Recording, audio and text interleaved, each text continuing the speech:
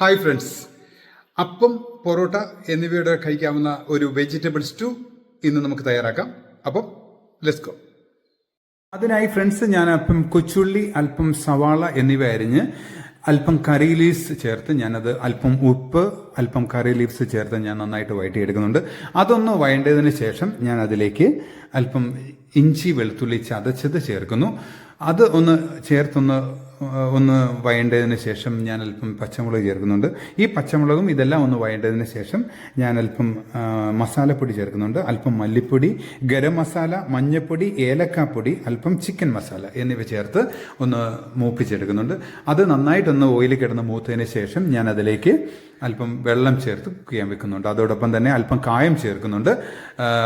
അതൊക്കെ ഒന്ന് നന്നായിട്ട് ഒന്ന് തിളച്ചതിന് ശേഷം ഞാൻ അല്പം സ്മോൾ ഡൈസ് ചെയ്ത ക്യാരറ്റ് അതിലേക്ക് ചേർക്കുന്നു. ആ ക്യാരറ്റ് ഒരുവിധം കുക്കായതിനു ശേഷം ഞാൻ അല്പം ബീൻസ്, സ്മോൾ ഡൈസ് ബീൻസ് ചേർക്കുന്നുണ്ട്.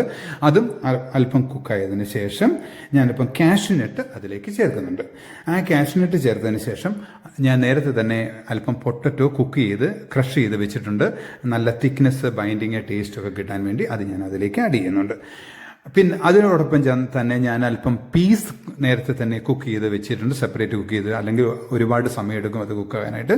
ഞാൻ സെപ്പറേറ്റ് കുക്ക് ചെയ്ത് അതിലേക്ക് ഫോൾഡ് ചെയ്യുന്നുണ്ട്, മിക്സ് ചെയ്യുന്നുണ്ട്. അതോടൊപ്പം തന്നെ ഞാൻ അല്പം തേങ്ങ അരച്ച് നന്നായിട്ട് അതിലേക്ക് ചേർക്കുന്നുണ്ട്.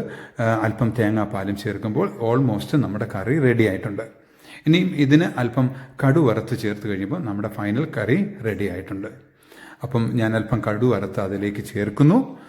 അപ്പം ഫ്രണ്ട്സ്, ഈ വെജിറ്റബിൾ സ്റ്റൂ എല്ലാവർക്കും ഇഷ്ടപ്പെട്ടു എന്ന് കരുതുന്നു. അടുത്ത ഒരു നല്ല വീഡിയോയുടെ കാണാം. Thank you very much.